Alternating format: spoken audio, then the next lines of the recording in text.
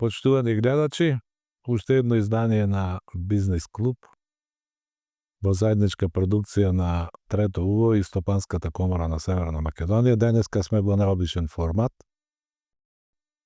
повеќе како некој изненадување и експеримент, кој што можда ќе го применуваме во текот на овој подкаст во наредниот период. Со нас се три дами, исклучително значајни за коморското организирање во Македонија, кои што слободно можам да кажам во моменти кога во управниот одбор ќе настане проблем за машкиот дел од членовите да искажат порадикални ставови, тоа го преземаат дамите кои што се денес со нас. Тука е Ангелка Пеева Лавренчич. Добар ден. Добар ден. Тука е Марија Павловска. Добар ден. Второто презиме? Дуковска Павловска. Дуковска Павловска. И Емета Машевска. Владевска. Долги години се уз нас во комората. Делиме и добро и зло. Се трудиме да направиме нешто повеќе. И мислам дека можда не со посакуваното темпо, али сме убедени во себе дека знаеме која е целта, зашто сме тука и што сакаме да направиме. Денеска во една ваква атмосфера и во еден ваков формат би сакал да поразговараме околу суштинските прашања кои што не оптеретуваат во секојдневното работење, околу нашите слободни активности, нашиот живот и некои хоби кои што го пополнува другиот дел од животот на овие дами. И мислам дека имаме све создадени услови да започнеме и да се представиме во најдобро можно светло. Господјо Блажевска, се согласувате ли со мојата констатација дека кај женската популација во управниот одбор на најголемата и најбредна бизнес асоциација постои порадикален пристап за решавање на работите?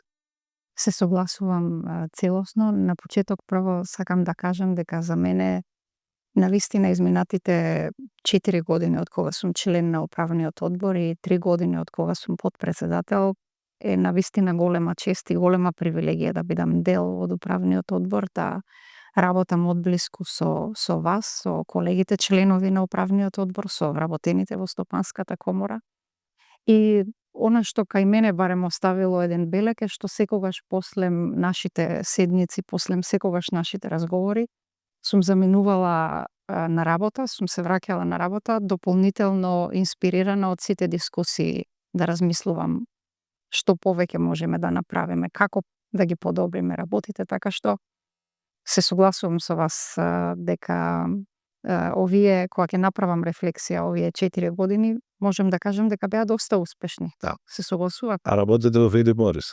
Работам во Филип Морис до 6 јануари следната година, точно 10 години. 10 години. И следната година ќе започнете во Брисел? Следната година, да, преминувам на позиција постар менаџер за фискални и економски прашања за Европа со пребиштвост. Вие сте млада. Па добро е. За старта на телевизиологија. Од менаџер, постар менаџер, па да сме живи и здрави, директор.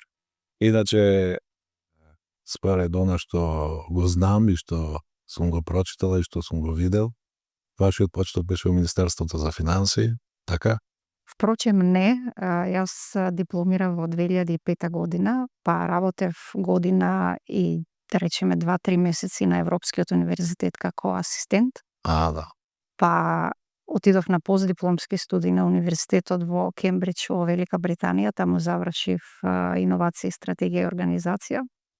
Се вратив овде и од 2009 година почна во Министерството за финансии до 6 јануари 2015, од кога и впрочем работам во Филип Морис. Марија, ти доаѓаш од тврдиот бизнес. Како ти гледаат овие работи околу овие други индустрии кои што не се во тврдиот кор, али се многу значајни? Како ми изгледаат, ако треба да кажам вака како една реченица, се друго е козметика.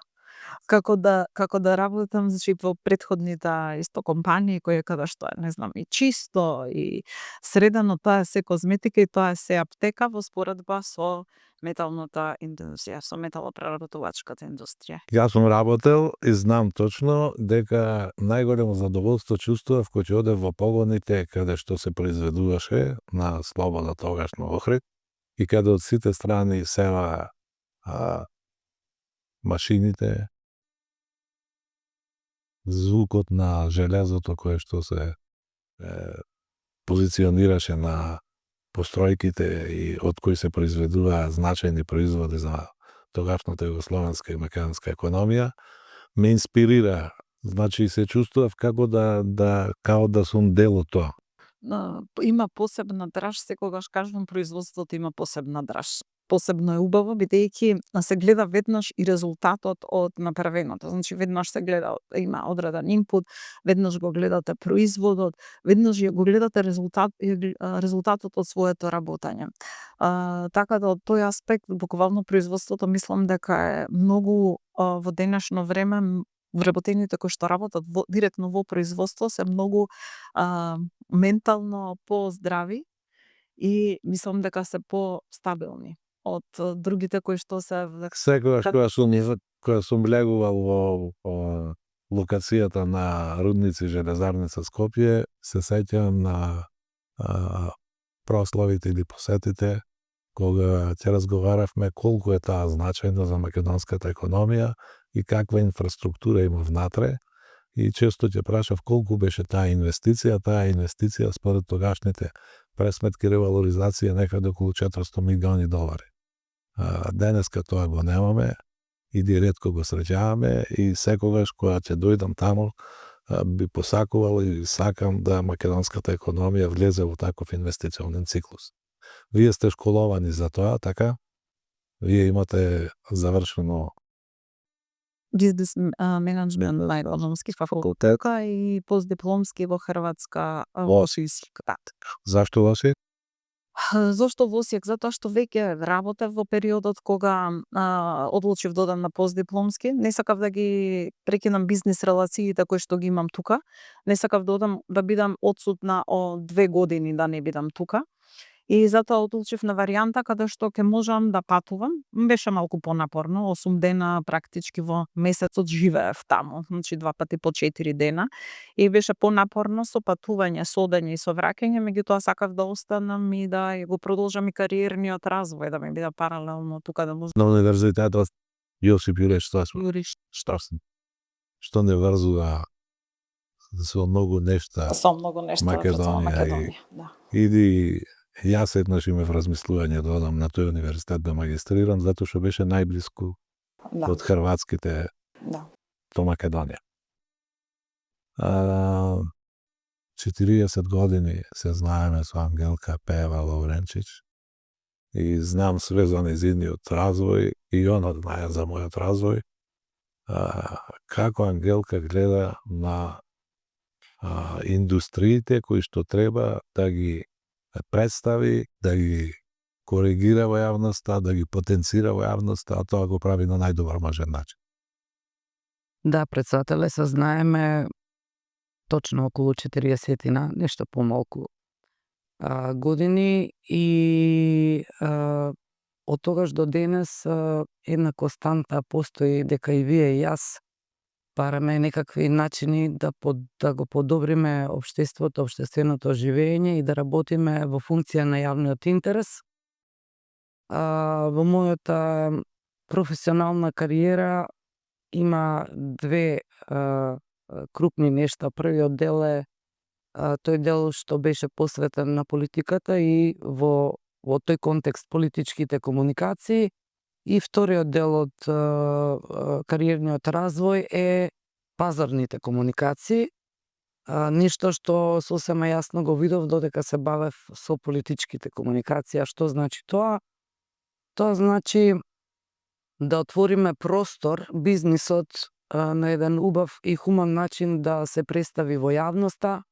Дали е тоа преку адвертајзингот, односно маркетингот, еве за општата публика, дали е тоа преку односите со јавноста, дали е тоа преку теренските промоции, значи постои еден склоп на активности кои што работат во функција на прикажување на бизнисот кон различните целни публики и кон целата јавност, а и самото тоа е бизнис. Значи јас се бавам со една серија на активности кои што му помагаат на бизнисот да подобро комуницира со сите целни публики од негово значење, што не секогаш се само потрошувачи и купувачи, многу често си вработени и друг тип на институции и слично.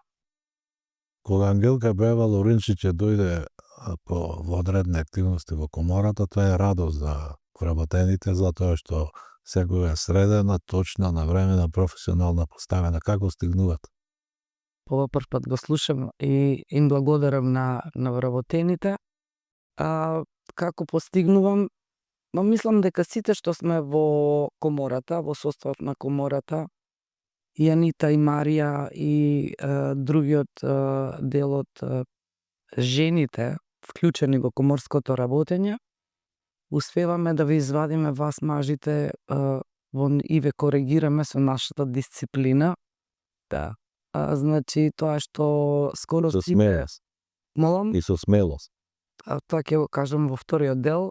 Тоа што мислам дека е карактерна особина не само моја, туку и на моите колешки што се денес со мене и на другите што се таму, дека сме прецизни, точни, дисциплинирани, одговорни.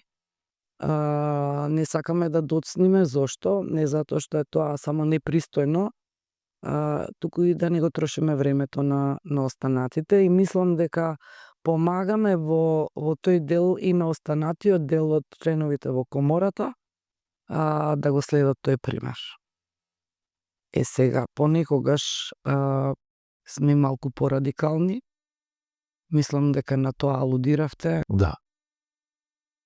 Просто ми е задоволство кога ќе видам во такви силни расправи, кога ќе се види дека приматот ќе го однесат женскиот дел од членовите со јасни, прецизни ставови и без никакво заобиколување на вистината. И мислам дека тие луѓе и други што се таму, ќе ги споменеме во текот на емисијата, тоа го прават стварно на феноменален начин. Арија,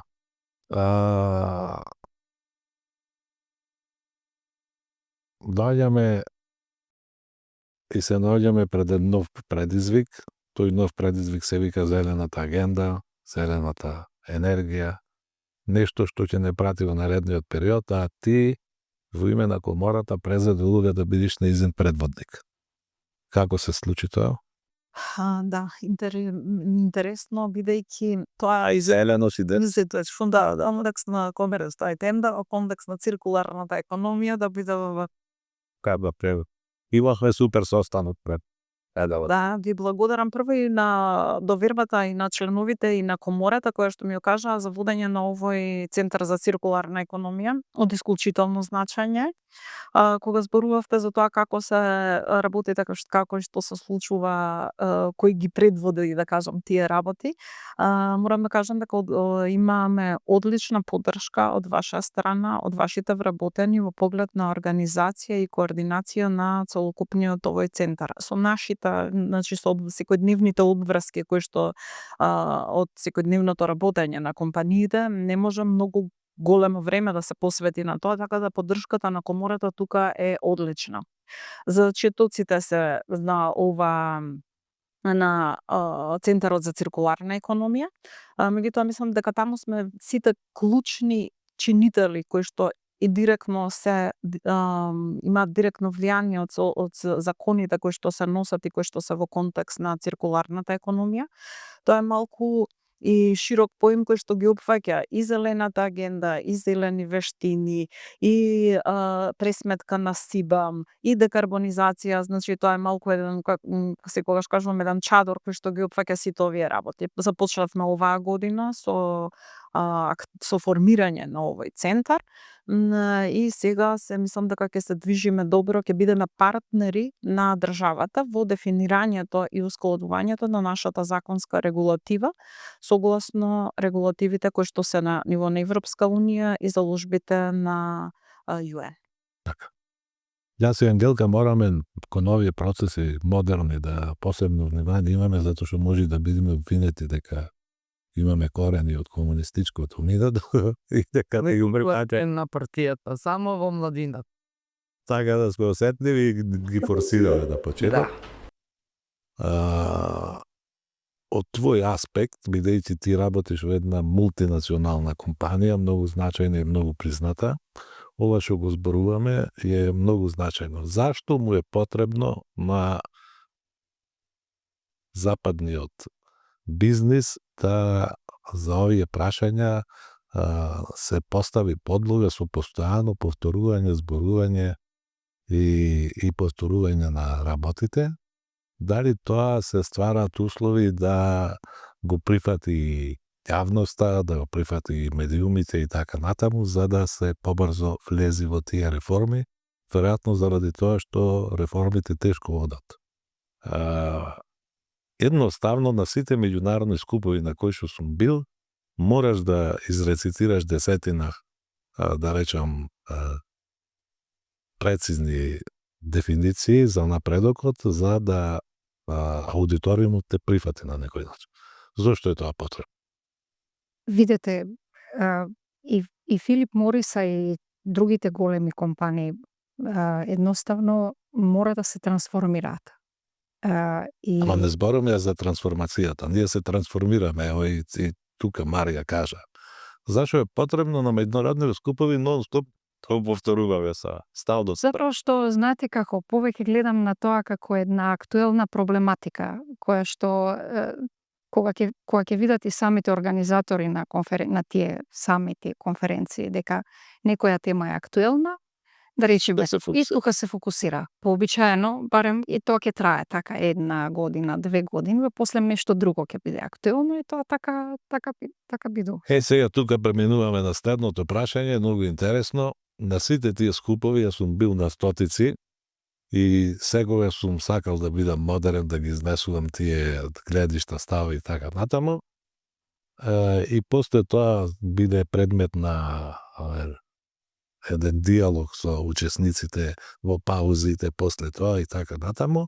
Има едно прашање кое што го поставувам секогаш, ама не наидува на одјект и нема коментари после тоа. Сите бегаат и неска да разговарат на таа тема, таа се вика корупција. Значи, корупцијата е, зборам во глобални рамки, али особено во Македонија, јас ја гледам како значаен блокатор за развојот на државата. И во голема мера во изминатите 30 години од кога е Македонија независна, тоа е можеби еден од најзначајните фактори зашто имаме толку низок раст на бруто домашниот производ. Зашто да го заобјаснам. Квалитетите. Во изнесувањето на ставовите сите добиваме аплаузи и така натаму, кога ќе треба да изнесеме конкретен пример, тоа не го кажуваме ни во затворени кругови, нити во тие дебати што не се јавни. Тука треба да го направиме помакот за да се справиме со тоа зло. Се согласувам, меѓутоа по мене неопходни се и поодлучни чекори од сите изолнети влади. Се сеќавате вие на некоја од седниците на управниот одбор зборувавме дека можеби е навистина време да се размисли да се донесе закон за потекло на имот. Да се стимулира картичното работење, да се намали кешот во државата. Значи сите тие мерки се конкретни мерки. Да се промени законот за финансирање на политичките партии. Кој што сметам дека би требало да ги поместат работите во позитивна насока, затоа што сите зборуваат, нели, борба со корупција, правен систем, владење на право и така натаму, меѓутоа според мене навистина се потребни поодлучни чекори во тој поглед. Господјо Лауренчич Пеева, до 2006 вие бевте активен политичар во парламентот, сега сте активен бизнисмен и то активен кој ќе речем и таму и тоа. Што е разликата? огромна е разликата. Вие кога сте на страната на политиката, имате чувство дека многу работи се вртат околу вас. Значи имате една прилично комотна позиција, дебатирате за прашањата, не сте притиснати со рокови, не сте притиснати со дедлайни кои што ние секојдневно ги бркаме. Можете да си ја дадете слободата да пропуштите некој ден и да не направите ништо. Од друга страна, пак влогот што го давате треба да бидете условно кажано послушен на лидерот каде што припаѓате, дали е тоа лидер во партијата каде што сте, или е премиер, или е претседател на собрание, и таа цена во политиката си ја плаќате кога ќе влезете уште на врата. Тоа е цената на политиката, затоа што нашиот политички плурализам за жал не дозволи изнесување на издвоени мислења, различни мислења, лобирање за различно мислење и во парламентот и во самите политички партии, што резултираше со вртоглав пат на квалитетот на кадровските состави, особено видливо во парламентот од почетокот до денес. Таа привилегија едноставно ја немаат политичарите, нивната индивидуалност, нивните ставови не можат да бидат издвоени и различно артикулирани од тоа што е, да речеме, едно колективно милје во моментот за било кое прашање да станува збор. Друга страна, бизнисот е подинамичен, многу поодговорен, бара голема дисциплина, особено кога сте вие лидер во бизнисот, носите одговорност не само за себе и за своето семејство, туку и за луѓето што ги вработувате и нивните семејства. Нема пропуштен ден, нема пропуштен рок. Ако сакате да обстанете на пазарот, ако сакате да бидете први на пазарот, мора да дадете и повеќе од тоа што се бара, така што се тоа не би рекла ни две страни на една иста медалја, туку се две страни на сосема различни нешта. Различни светови. Да. И мислам дека е здраво за секој кој што сака да се бави со политика, прво да работи во бизнисот, научи како се создава нова вредност, како се создаваат услови за преживување на посебно тежок пазар како што е нашиот македонскиот пазар, затоа што е специфичен по многу основи, и дури тогаш да го пуштиме, односно да оди во политика и да свати колку голема штета се прави на бизнисот кој што ја создава новата вредност од која што живеат и пензионерите, и здравствениот систем, и образованието, и инфраструктурните проекти, и се што значи култура, доаѓа од бизнисот, односно доаѓа од данокот што бизнисот го плаќа кон државата, и во таков случај сигурна сум дека комоцијата нема да биде толку голема, зашто ќе има јасна свесност за тоа што значи доколку само еден ден пропуштите да донесете некакво решение во интерес на целата јавност. Анита доаѓаш од мултинационална странска компанија. А Марија исто така доаѓа од мултинационална странска компанија. Ангелка работи за тие странски компании. А многу интересно би било, ама со многу едноставен и јасен речник да објасните разликата меѓу странските и нашите компании. Значи, во странската компанија во овие 10 години, она што барем мојата компанија ја истакнува е прво би рекла грижата за вработените и односот кој што го има кон вработените. Многу ретко јас стално го кажувам тој пример. Јас како жена, еве конкретно, мене ме примија на работа 6 јануари, јас бев во 7-миот месец од мојата бременост со мојот син. И никогаш нема да го заборавам тој момент кога бев на последното интервју, на 4-тото интервју, кога ми рекоа примени сте.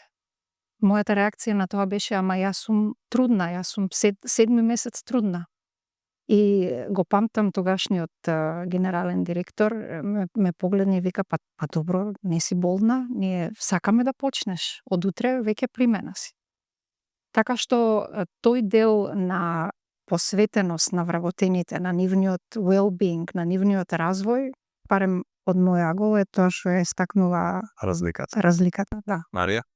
Вака, морам да кажам дека Макстил е најмакедонска компанија во која што сум работела до сега и можам да го осетам, да кажам, таа разлика помеѓу други меѓународни големи корпорации и некоја компанија која што е дел од меѓународна групација, голема интернационална, но сепак е со малку по македонски вредности. Така. Основната разлика е во неискажувањето на мислењето, каде што влада е многу повеќе меѓународна, да кажам, меѓународна култура. Вработените се послободни да зборуваат и да ги кажат и да ги пријават сите неправилности. Ќе се надоврзам и на претходно што го говоревте околу корупцијата. Значи има две страни, и тој што дава и примателот. И малку сме повеќе фокусирани на примателот, ајде да ги едуцираме и другите, дека можат и да го кажат својот глас, дека може да бидат гласни за тоа и да кажат дека има нешто и нешто се случува. Пример, основната разлика е, ако треба да споредам, имаме независна линија, комплетно менаџирана од трета страна за пријавување на неправилности. Во традиционално интернационални компании, каде што културата е интернационална, има континуирани пријави од страна на вработените за неправилности. Во компанија каде што е повеќе македонска култура, да кажеме, наша локална култура, нема толку пријава на неправилности. Дали најчесто луѓето не се чувствуваат отворени да ги пријават неправилностите. Прво, не се сигурни што е тоа неправилност и што се треба да пријавам. Дали ќе ми се свети некој мој претпоставен доколку јас пријавам дека нешто се случува, што ќе се случува, од каде да знам јас кој тоа ќе го чита, не веруваат толку во дискрецијата на вакви системи. Така да, вака тоа би кажал менталитетот, да, и културата е основна разлика која што мислам дека помеѓу Ние имаме корупција или кражба на државен буџет. Како беше, не знаевме дека толку сме богати и сите доаѓаат и крадат и уште и Како можам да ја надополнам Марија, би спомнала тука и дополнително стандардите кои што ги има при работењето, кои што се почитуваат. се почитуваат во поглед на квалитетот на производите, значи никогаш да не се компромитира квалитетот на производите кои што излегуваат под нашиот бренд. Така што тоа е дополнителен еден момент кој што мислам дека ги издвојува странските од домашните компании. Меѓутоа, погледнете пак од друга страна, оние македонски компании кои што исполнуваат стандарди за квалитет, тие се веќе познати надвор. Таква компанија е Алкалоид, например. Сакале, може да се надоврзам. Јас малце ќе имам и контрамислење во врска со тоа, затоа што имам привилегија да работам и за големи интернационални компании и за големи домашни компании. И Тука може и најдобре. да, и во светот сега постои едно правило, често е цитирано, не е веќе дека големите ги јадат малите, туку дека брзите ги јадат спорите. Зошто ова го кажувам? Брзите ги јадат спорите. Да. Го кажувам со причина, затоа што интернационалните компании се многу поспори од домашните компании. Во одлуките, во одлучувањето, во промените. Ти имаат една хиерархиски систем поставен, централизиран, зависно од тоа каде им е централата. Таа скоро никогаш не е во Македонија, односно во Скопје. Или е некаде во регионот, или е пак уште подалеку. И точно е дека тие компании ги донесоа стандардите кај нас во раните 90-ти години, и тогаш тоа беше една новина, нови корпоративни стандарди кои што почнаа да важат на пазарот кај нас, така да и ние што почнавме да работиме пиар, имавме шанса да почнеме да работиме пиар. Затоа што никој не разбираше што е тоа пред 25 години. Денеска можам да ви набројам најмалку 10 компании со доминантно македонски капитал кои што ги почитуваат апсолутно сите елементи на високите корпоративни стандарди и добро владење како интернационалните компании. Да не излезе дека промовираме некои компании, но еве Анета го спомна Алкалоид, јас ќе го споменам Тиквеш, ќе споменам Реплек кој што влегува во една голема трансформација и промена на компаниска култура. Ќе споменам Витаминка. Значи има многу голем разлог, уште повеќе има кои што влегуваат со стандардизациите кои што ги бара и европското законодавство и интернационалното, ги имплементираат ESG стандардите кои што се сега многу актуелни и тоа е во чекор со европските корпорации. И јас мислам дека бизнисот воопште, европскиот бизнис, треба да се убрза. Многу е тоа споро.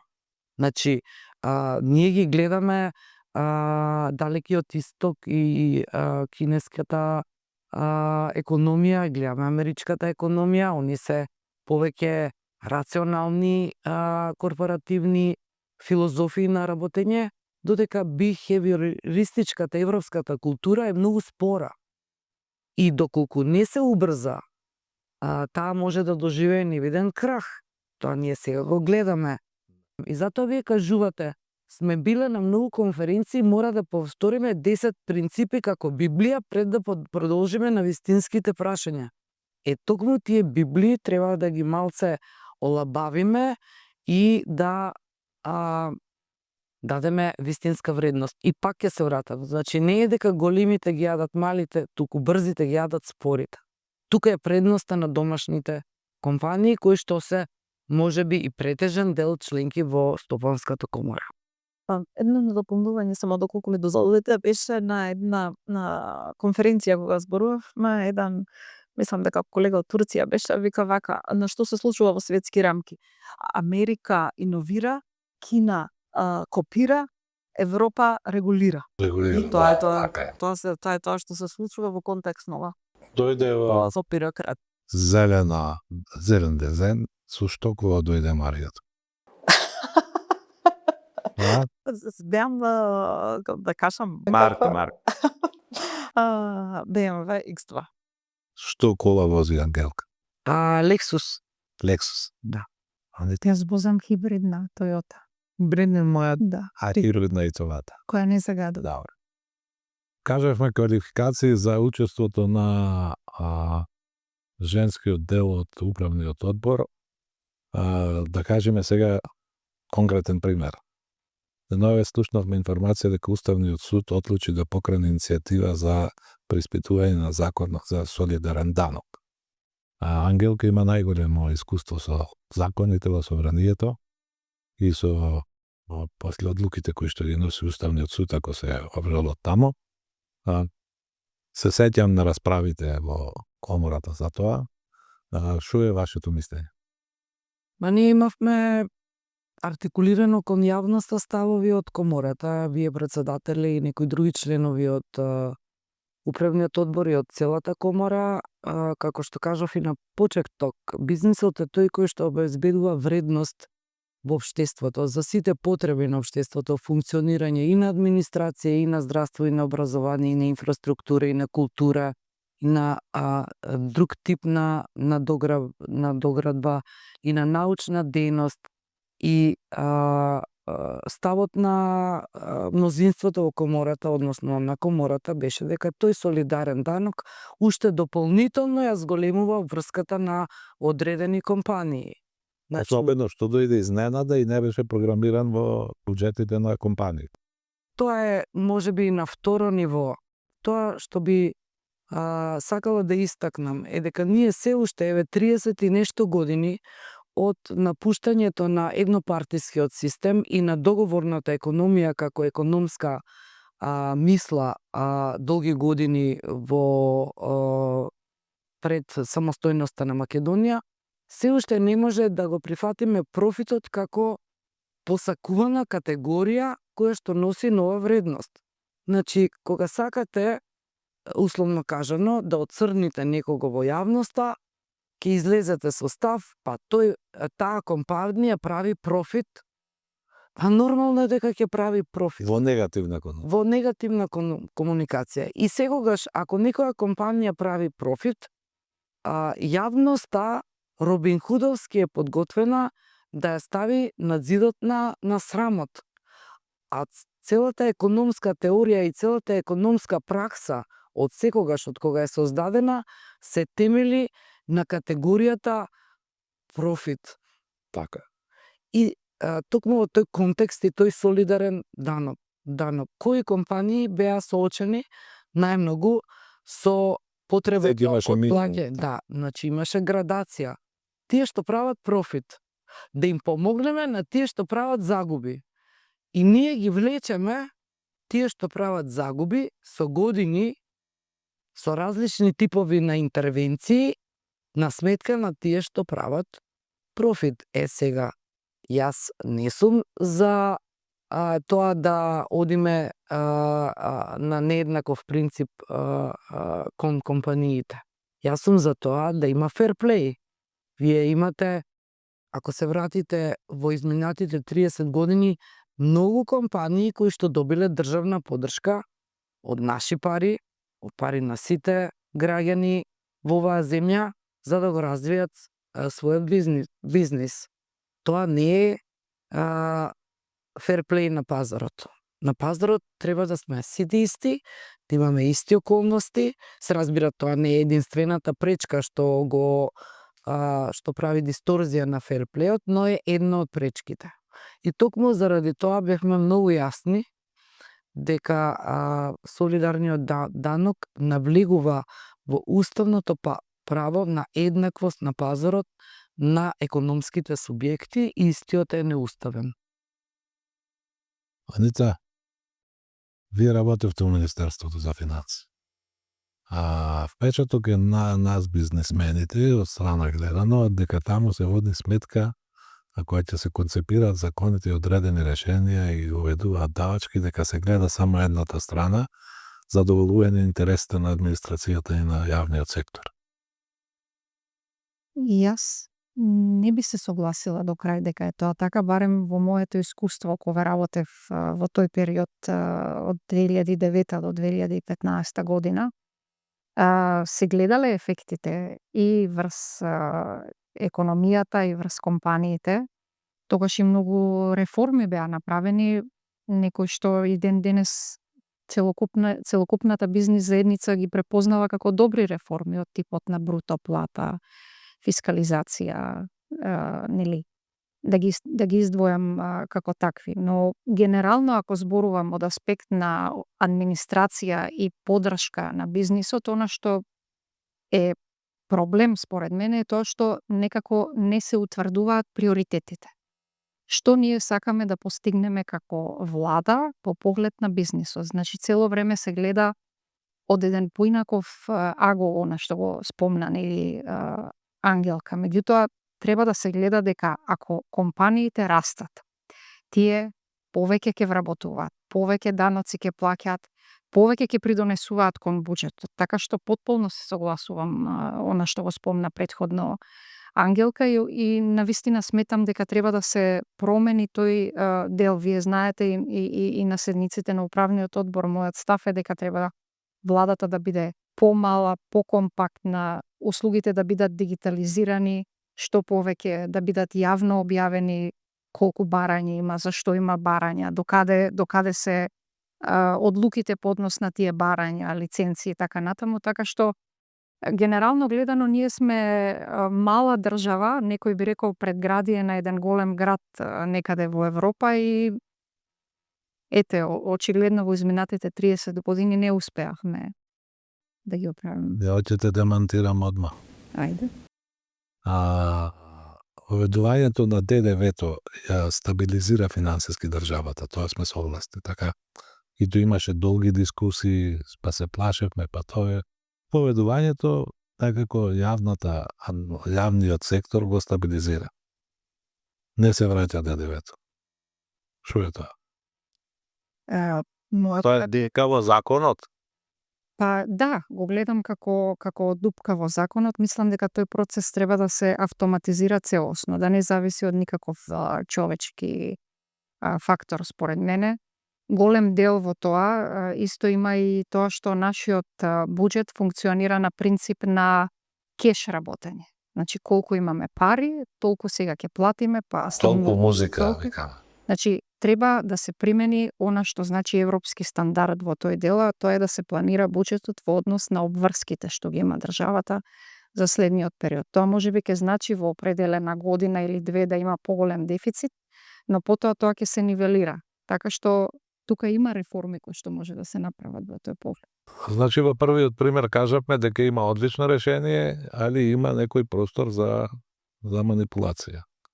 А вториот пример е член 218 од Законот за извршување, каде што е дадена можност да председателот на судот, на надлежниот суд и градоначалникот утврдат минимум на средства над кои не може да се врши извршување, за да се зачуват функцијата на локалната самоуправа. И тој наместо да се утврдува на минимумот, се утврдува на максимумот и нашите фирми не можат да извршат. Значи и тука има простор за... Има и тука, меѓутоа и тоа потекнува од некои работи кои што кај нас во економското дејствување и живење се, би рекла, криво насаден. Така. Значи, ние имаме еден децентрализиран систем кој што го стимулира растот на поголемите општини за сметка на помалите општини. Така што и тука се потребни реформи. Ако погледнете данокот на имот, например, е премногу мал, споредено со стапката на данок на имот во Словенија, например, еве да ја истакнам како земја поголемина колку нашата. Колку е во Словенија?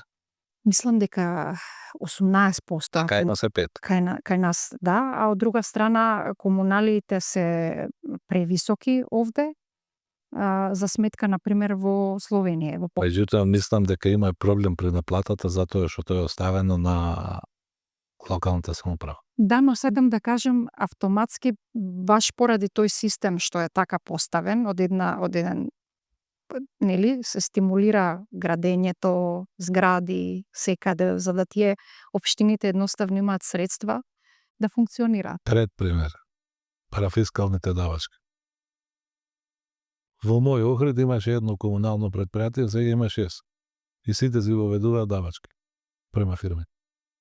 И ние сега ќе ваѓаме парастос на овие закони 10 години, кај што управниот одбор поднесува иницијативи и никој не ги менува.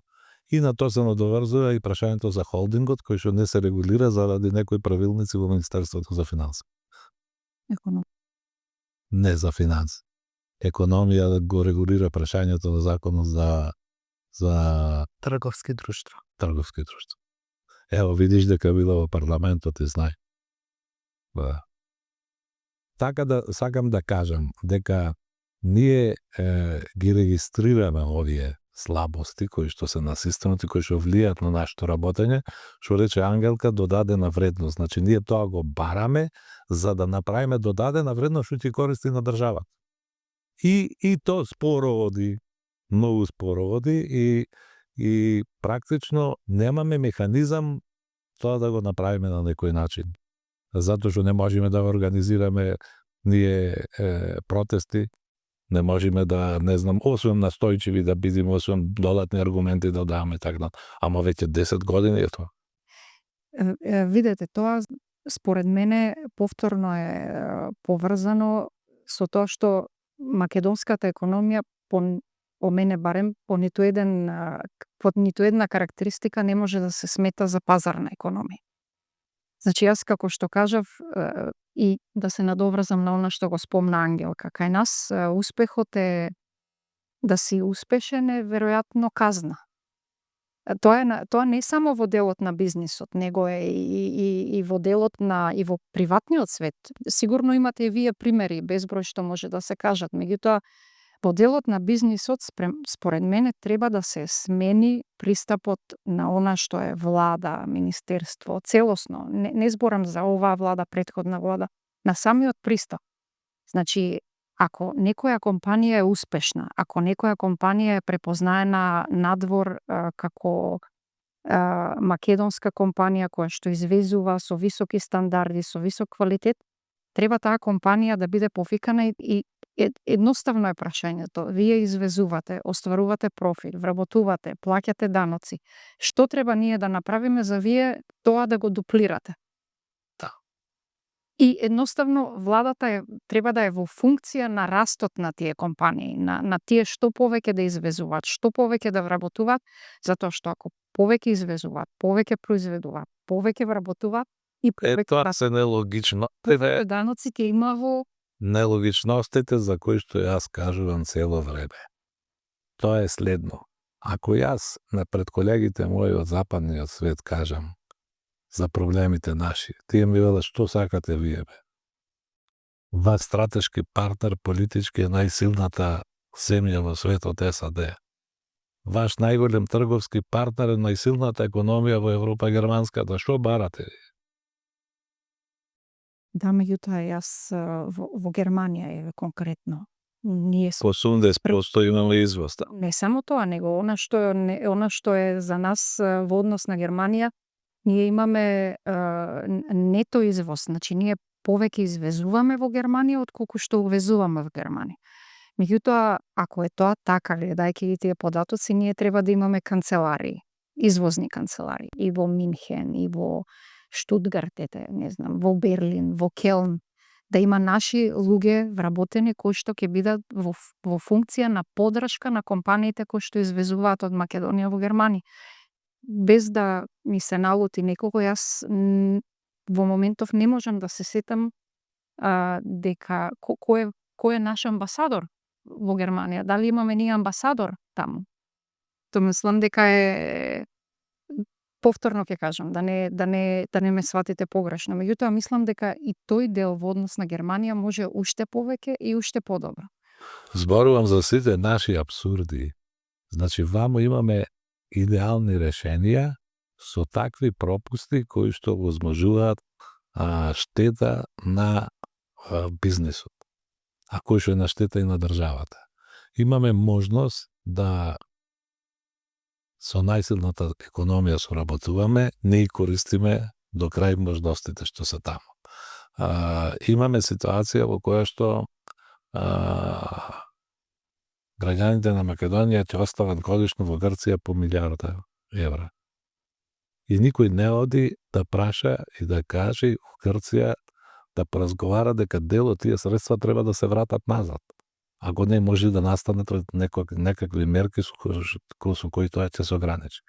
Значи, дали таа Марија бизнис ориентација нас ни фали на целокупната структура на општеството, тргнувајќи од политичкиот естаблишмент, завршувајќи со академиите, со универзитетот, со таа општествена надградба што ја викаме и така натаму, кое што може да допринесе да се створи еден амбиент во кој што ќе размислуваме дека све може да се оствари некаков приход и секаде да се намали разликата, односно трошоците, што исто така ќе допринесат за конкурентност на наша економија.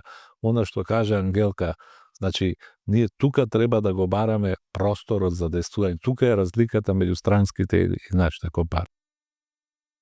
Да беше споменато и претходно, како доколку некој сака да се занимава со политика, треба прво да почне можеби да се занимава малку прво со бизнис, да види како тоа функционира и да има малку бизнис мајндсет, па да отиде во политички води да го разбере тоа како функционираат овие работи. Значи, ние се вака од бизнисот, ќе зборувам за нас, не морам да не генерализирам. Значи, искрено да ви кажам, се чувствуваме исклучени. Ова што го зборуваме, да, се е тоа супер, се е одлично. Она за кое што се молиме во моментов е барем да биде предвидливо. Значи да не доаѓа законот на крај на календарска година, Да дојде до прва година. Апсолутно. Значи до тој степен е бизнис заедницата игнорирана од аспект на тоа како се носат законите, што се прави. Верувам биле вклучени дел од компаниите при носењето на тој закон, но има една апсурдност, како вели зголемена добивка, а ние сме биле во загуба и ние да имаме и мала добивка, автоматски влегуваме, значи во тие критериуми. Не беше зборувам за законот за солидарност. Не се оствари функцијата на она за кое што се донесе тој закон во рамките на Европа, каде што беше стриктно наменет за тие кои што остварија профит заради цената на струјата. А ние плативме скапа цена на струја и плюс плативме солидарен данок. Ама еден дел. Значи се доведени во неравноправна позиција, што каже. Така да сакам да кажам, супер е сето ова што го зборуваме, добро би било доколку некој слушне и нешто направи во тоа, но еве вака како од бизнис сектор, барем да имаме предвидливост. Па да дојдеме до тоа да не консултираат, да не прашаат што сакаме и како сакаме. Тоа е за нас некако ни се гледа утописки многу во моментов дека би можело да се случи такво нешто. Значи барем да биде предвидливо, да знаеме однапред што е она што ќе се случува, каков тип на закони ќе се носат, да ги знаеме работите однапред, а не да бидеме доведени пред веќе донесен закон, завршена работа и наше е само да платиме, немаме друго што да направиме. Ангелка, ние донесовме поставен заклучок да одржиме специјална седница на која ќе разговараме зошто при представувањето на нашите ставови реални представниците на реалниот сектор наскат да се појават пред јавност. Често зборуваме на тоа прашање. Веројатно е тоа некаков се уште не променет мајндсет на кој што треба полека да се Од работи бившите многу времиња. по јасно и многу повидливо, и вие и сами откажавте дека најјасни и најдиректни на седниците на управниот одбор се токму за женскиот дел од публиката. Не знам дали сме похрабри или сме подготвени да поднесеме одреден ризик поголем отколку што другите може да го поднесат. Се уште постои страв од политиката, затоа што кај нас системот со години функционира политика, бизнис, намесно бизнис, политика, бизнис. Значи, има голема разлика од каде почнувате, која е првата точка и која е последната точка. Првата и последната точка треба да биде новата вредност. Зашто таа е од првиот тип на човековото општество примарна. Че од праисторијата мораве луѓето да живеат негде, да се хранат, значи создавање на вредност. Тогаш не постоеле влади, не постоела држава. Таа се создала како сервис за да обезбеди некаков ред на се поголемиот број на луѓе на одреден простор. За да дојде денот кога таа држава ќе стане толку голема, толку моќна над луѓето, да луѓето веќе се плашат и се понизни пред неа. Однајсе. И сега не зборувам за обичниот човек, зборувам за тие што создаваат нова вредност. Вие ме прашавте за бизнисот. Да. Ние полека треба да се вратиме на основите. Че секој граѓанин е индивидуално слободен, а државата постои и сите тие министерства и агенции, институции за да ги регулираат односите како треба да се однесуваме, а да не си пречиме едни на други. Тоа е работата на државата. Значи секој да се повлече на своите позиции. Да не ги пречекорува Не си властвување. пречиме едни на други. Да. И тоа е основната задача. Ако ние сме избегали од таа основна задача и сме создале еден прегломазен систем кој што јаде премногу пари, а при тоа и не кочи, Марија рече, нас ни треба предвидливост, па ве молам во 21 век да барате предвидливост, Да тоа е молиш. малку и надвор од думот.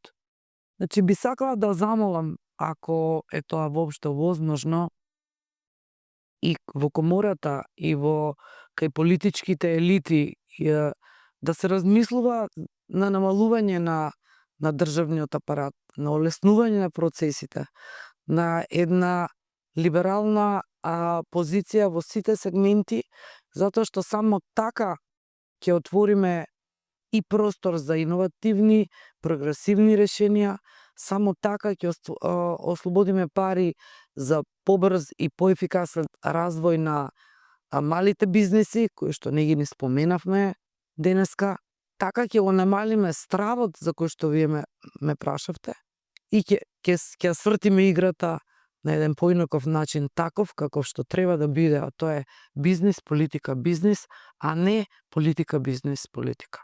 Имав прилика додека бев во хотелот Александар Палас да видам прекрасни жени таму.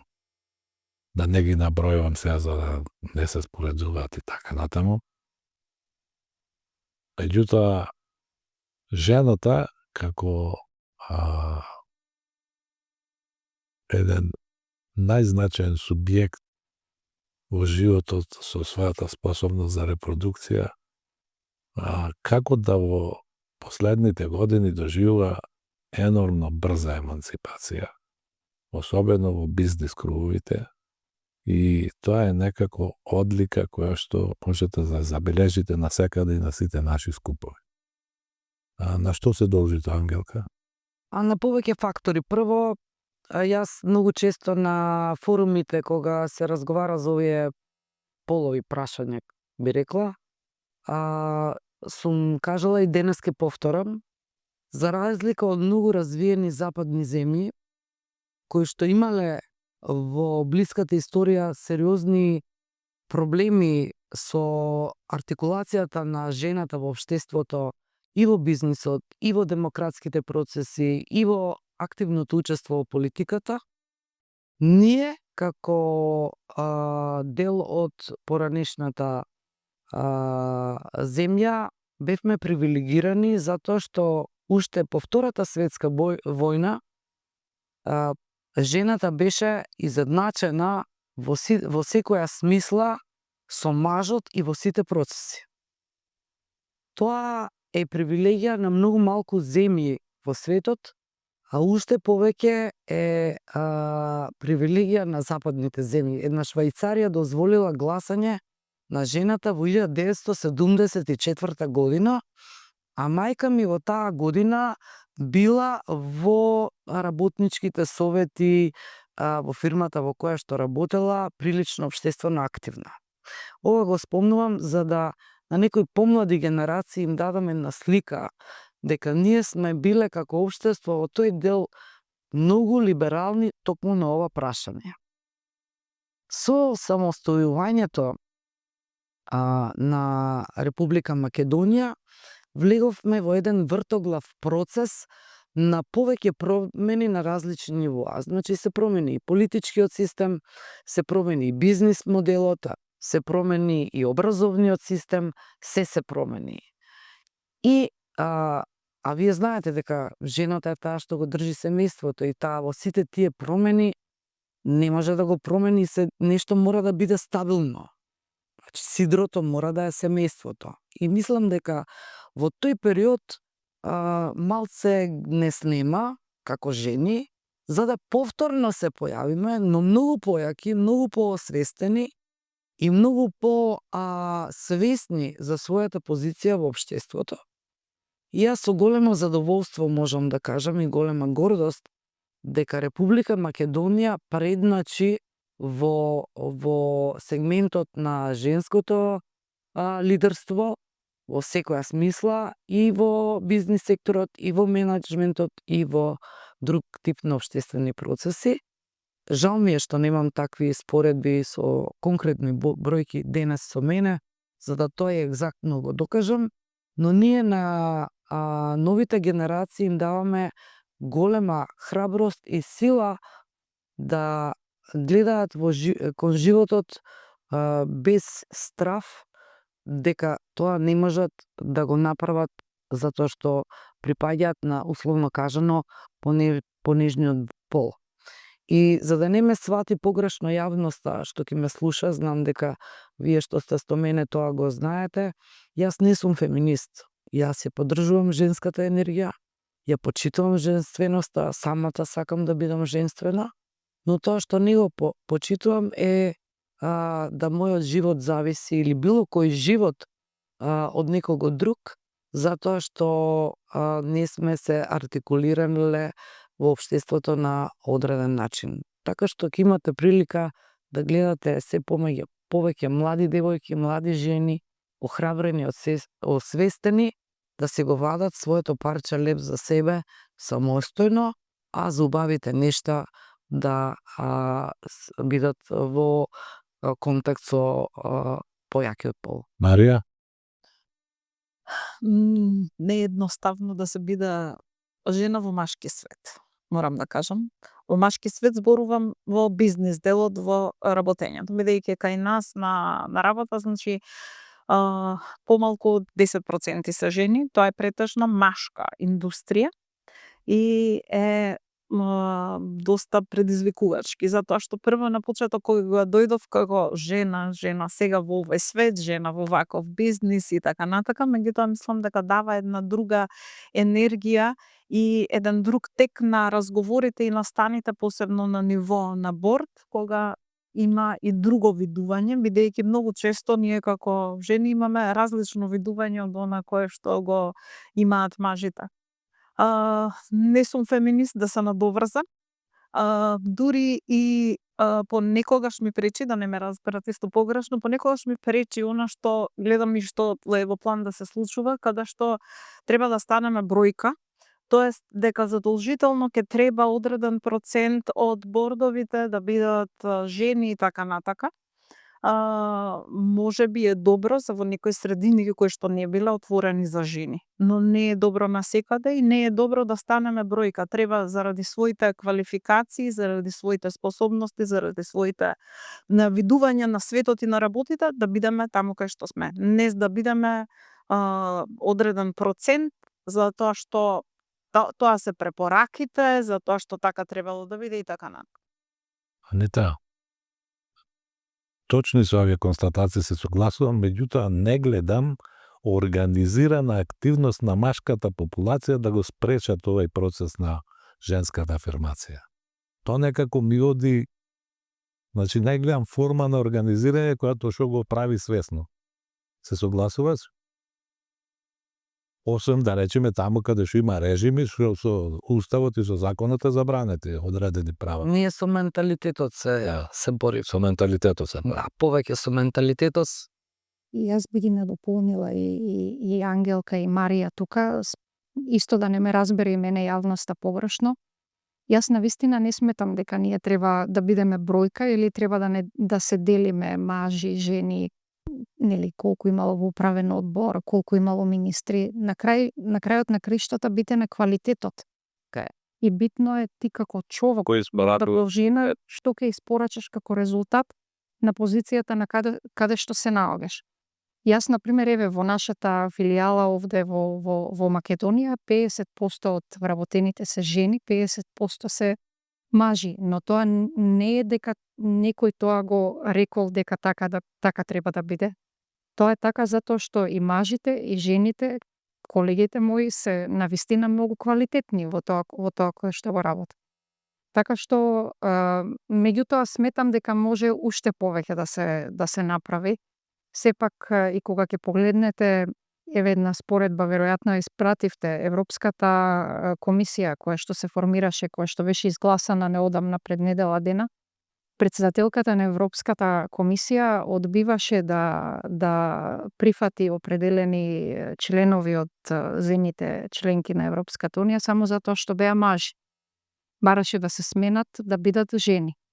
И сега ако погледнете, Европската комисија е составена 50%, половина од членовите се мажи, половина од членовите се жени. Така што се менува тој дел, мислам, тој елемент, мислам дека во следниот период жените уште повеќе би дошле до израз, барем дадена им е шанса, ете да се надеваме дека ќе работат во тој дел, да ја намалат регулативата, да донесат повеќе рационалност во процесите, во водењето на работите, така што. Добра, има фирми како од Марија, каде што машката популација по локација мора да така. Така, не може да има работни места, значи немаме ограничувања. Ние би сакале да имаме повеќе жени. Секогаш тоа го зборувам кога имам можност во јавност да аплицираат и жени, на пример возачи на кран.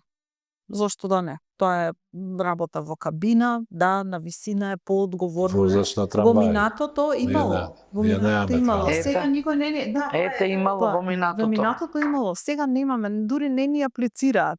Кога ќе ме прашаат зошто немаме, значи не аплицира никој. Ги охрабрувам да се пријават затоа што и тоа е во ред работа за жена. Добро, да привршуваме. Начнавме многу теми.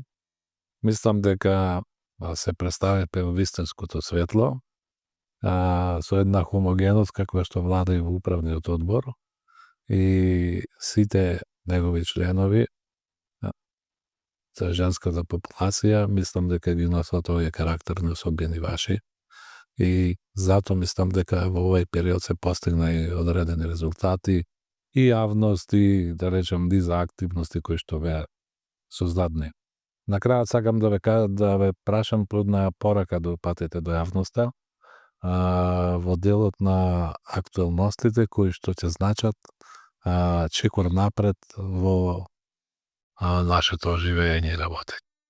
Ако го погледнам целокупно македонското општество во изминатите 30 години, значи она што е карактеристика наша е дека сме поминале низ многу премрежи. На секој неколку години се соочуваме со некакви блокирања, премрежја и така натаму, меѓутоа мислам дека целокупно она што е одраз за нас како општество, како народ е оптимизмот, дека ќе дојде подобро утре, така што ете и предновогодишно нели за месец дена ни следуваат тој убав период од годината, новогодишни божикни празници, би им посакала на сите и на комората, и на колегите, и на целата јавност да не го губат оптимизм. Ние ти посакуваме добар престој во Брисел и да не однеси сиде таму. Благодарам, ве чекам. Не одам да се селам, не ми е тоа. Ние не се селиме, да влеземе во Европската унија. Јас сум голем патриот, јас сакам Македонија, пак ќе кажам, ние сме малтене на едно предградие од некој голем град, од Лондон, од Брисел, од Париз. И некои работи можат многу повеќе и многу подобро. И навистина се надевам дека во идниот период ќе видам подобрување во многу сегменти од живењето наше. Марија? Значи во сите овие години, да се надоврзам на Нета, како што кажа, премногу сме имале разни ситуации и премногу сме се адаптирале. Сме станале преадаптирани, мислам дека, и како личности, и како општество. Мислам дека е редно да се запрашаме кои се нашите вистински вредности. Што е она што вистински го сакаме? Сите ние како личности, што е она што го сакаме како општество да го постигнеме и да се фокусираме на она што ни е навистина важно. Преадаптираност, се адаптираме нова, се прилагодуваме нова, на сите нивоа го гледам тоа и се изгуби малку и она индивидуалноста, тоест што е она што навистина нас не прави среќни, што е она што го сакаме на долгорочен план. Премногу се сведе на краткорочно планирање од денес за утре, без да се гледа долгорочниот план, без да се гледа широката слика, како тоа влие на општеството, на пошироката заедница и така натака. Така да, мојата порека би била да се свртиме кон вистинските вредности, да се свртиме кон она што навистина ни значи, да гледаме подолгорочно и да гледаме кое е нашето влијание на пошироката заедница. Да, Ангелка? Многу е тешко една порака да се каже, јас повеќе би рекла што јас сакам да видам во иднина. Според Светска банка, ние во последните неколку години околу 400.000 наши сограѓани напуштиле земјата. Мојата желба е да најдеме сили, сите кои што сме во земјата, да без оглед на политичка обојност, етничка припадност, економски статус, направиме некои групи, некоја стратегија како да не ни бегаат децата надвор. Зашто самата студија покажува дека не си заминуваат само заради екзистенционални економски причини, туку и заради некои други причини на кои што сите ние како генерација сме должни да влијаеме, зашто од некоја историска дистанца после 100 години никој нема да рече тој бил крив или оној бил крив. Туку таа генерација на граѓани на Република Македонија дозволила да се направи таков екзодус во мирно допско време. И сметам дека тоа е основниот проблем, а кога решавајќи го тој проблем, многу други проблеми ќе решиме. Мојата порака е да се најде начин, да се најдат решенија како да се сплотиме сите околу една тема, да си ги вратиме децата назад и луѓето назад, и се уште има време за еден убав рестарт и убав ресет за убава иднина на оваа земја, затоа што е навистина прекрасна, ги има потенцијалите и вредностите кои што можат да ни позавидат многу поразвиени земји околу нас и надвор од Европа. Јас имам една порака за вас, ве обожавам. Благодариме. Благодариме.